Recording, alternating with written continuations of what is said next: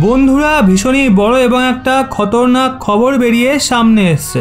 একবার পুনরায় ভারত এবং চীনের সেনা সামনাসামনি হয়েছে আর এলএসিতে মারাত্মক চাঞ্চল্য ছড়িয়েছে। এটা আমরা এই ভিডিওর মাধ্যমে জানবো, সেই জন্য শেষ অবধি সঙ্গে থাকুন।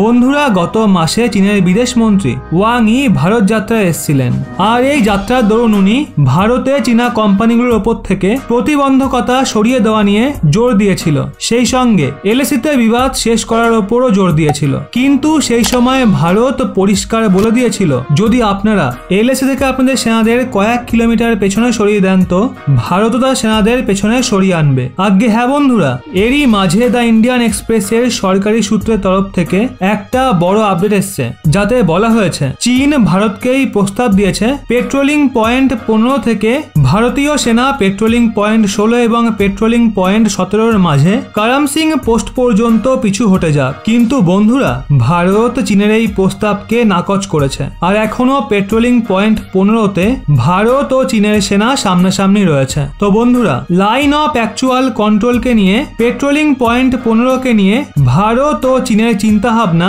একে অপরের থেকে সম্পূর্ণ আলাদা। আর যদি এক্ষেত্রে ভারত এই প্রস্তাবকে স্বীকার করে তো এর মানে দাঁড়াবে চীনা সেনাদের পজিশন থেকে অনেক কম পেছনে সরবে আর ভারতীয় সেনাকে কয়েক কিলোমিটার পেছনে সরতে হবে। তো বন্ধুরা ভারতের তরফ থেকে বলা হয়েছে যে চীন পেট্রোলিং পয়েন্ট 15 থেকে পিছু হটার জন্য বলছে, আমরা সরে যাব যদি চীন পেছনে সরে। কিন্তু বন্ধুরা চীন আমাদের পেট্রোলিং পয়েন্ট 16 থেকেও পিছু হটার জন্য বলছে, যা নিয়ে আগে কখনো চীন দাবি করেনি। আর বন্ধুরা এখানে চীনের বলাটা ঠিক এমন, আমি 1 কিলোমিটার পেছনে সরবো আর তোমরা এখান থেকে 5-10 কিলোমিটার পেছনে সরে যাও। আজ্ঞে হ্যাঁ বন্ধুরা, আমার তো মনে হয় ভারতকে কোনো পেট্রোলিং পয়েন্ট ছাড়াই উচিত নয়, যেখানে আমাদের ভারতীয় সেনা বরাবরই পেট্রোলিং করে আসছে। কারণ আপনারাও জানেন যেমনটা চীন সামনে থেকে বলে পিছনে চীন ঠিক তার উল্টোটা করে। সেই সঙ্গে বন্ধুরা বলা হচ্ছে এলএসিতে বৃদ্ধিপ্রাপ্ত বিপদকে দেখে ভারত পুনরায় 30টা প্রিডিয়েটার ড্রোনের ডিল ফাইনাল করতে পারে, কারণ এখন ভারতে এই ধরনের ড্রোনের অনেক প্রয়োজন রয়েছে।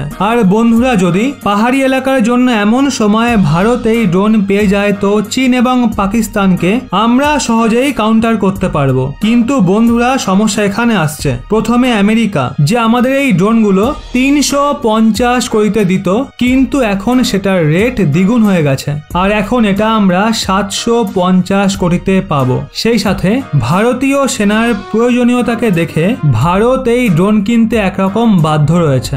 বন্ধুরা আমাদের মনে হয় ভারতের এই ড্রোন লিজে নিয়ে নেওয়া উচিত, কারণ কয়েক বছরের মধ্যে ভারত স্বদেশীভাবে প্রিডিয়েটার ড্রোন বানিয়ে তৈরি করে ফেলবে। তো বন্ধুরা এই নিয়ে আপনাদের কি মতামত অবশ্যই কমেন্টের মাধ্যমে জানান।